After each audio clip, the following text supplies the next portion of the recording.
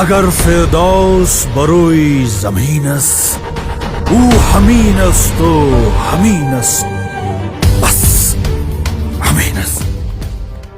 آریان خان په خپله مرکه کې وایي شخصیتونه باید په ژوندانه وستایل شي. السلام علیکم، زمونږ چینل ته په خیر راغلی. که مو تر اوسه زمونږ چینل نوي سبسکرایب کړی، د نورو تازه معلوماتو او ویډیوګانو دپاره در سره زمونږ چینل سبسکرایب کړئ. افغان هنرمند او فلمي اداکار آریان خان وایي ټول شخصیتونه باید په ژوندانه وستایل شي. د شاندار ټي وي سره په مرکه کې آریان خان وویل که څه هم افراد زما کړنو ته خنډونه جوړوي او زغملی نسي، خو زه شخصیتونه په ژوندۍ بڼه ستایم. خان وایي پر یوې ملي پروژې مې کار پیل کړی چې نوم یې نوی کال او غني افغانستان دی.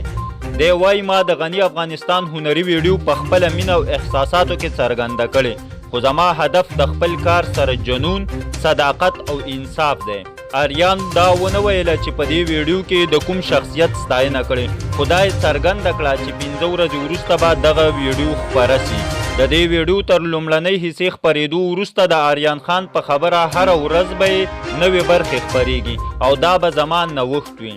آریان خان چې څو ځلې وړاندې د بالیوډ پر خانانو په دې خاطر نیوکې وکړې چې د هندوستان پر مسلمانانو د ظلمونو پر وړاندې چپه خوله پاتې دي.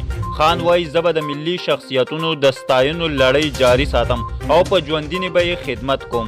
تر بلې ویډیو چې ستاسو په خدمت کې حاضرېږو، ښې چارې او د خوښۍ شیبې ولرئ. پر الله مو سپار.